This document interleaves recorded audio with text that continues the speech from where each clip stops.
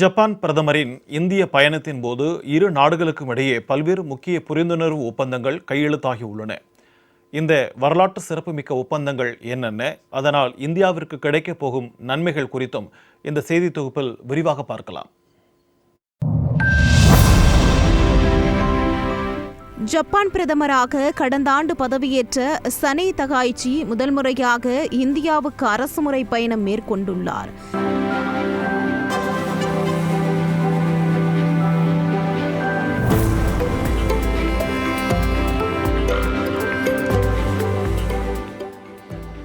இந்த பயணத்தின் ஒரு பகுதியாக டெல்லியில் நடைபெற்ற இந்தியா ஜப்பான் வருடாந்திர உச்சி மாநாட்டில் பிரதமர் மோடியுடன் சனே தகாய்ச்சியும் இருதரப்பு பேச்சுவார்த்தை நடத்தினர்.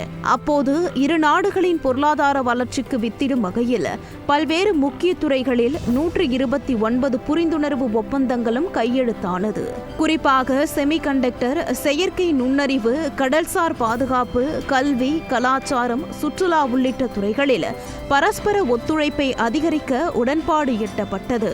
இந்த புரிந்துணர்வு ஒப்பந்தத்தில் மிக முக்கிய அம்சமாக அடுத்த 10 ஆண்டுகளில் உள்கட்டமைப்பு மற்றும் தொழில்துறையில் 67 பில்லியன் அமெரிக்க டாலர் ஜப்பானிய முதலீட்டை இந்தியா ஈர்க்க உள்ளது. மேலும் டிஜிட்டல் கூட்டாண்மை 2.0 என்ற ஒப்பந்தம் மூலம் AI தொழில்நுட்பத்தில் இரு நாடுகளும் ஒன்றிணைந்து செயல்படவும், செமிகண்டக்டர் உற்பத்தியில் ஒத்துழைப்பை அதிகரிக்கவும் திட்டமிடப்பட்டுள்ளது.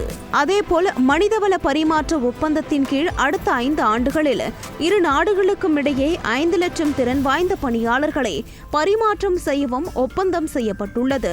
அதோடு விண்வெளித்துறையில் கோலோச்சி வரும் இஸ்ரோவுடன் ஜப்பானின் விண்வெளி அமைப்பான ஜாக்சா கூட்டு சேர்ந்து சந்திரயான் 5 திட்டம் மற்றும் நிலவின் தென்துருவத்தை ஆராயும் கூட்டு விண்வெளி திட்டத்தை செயல்படுத்தவும் ஒப்பந்தம் செய்யப்பட்டுள்ளது.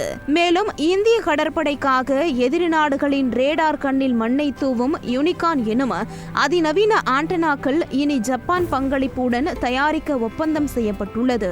அதோடு இந்தோ பசிபிக் பாதுகாப்பு ஒத்துழைப்பை அதிகரிக்கவும், தற்போதைய பாதுகாப்பு அச்சுறுத்தல்களை முறியடிக்க இராணுவ தொழில்நுட்பங்களை பரிமாறிக்கொள்ளவும் ஒப்பந்தங்கள் கையெழுத்தாகியுள்ளன.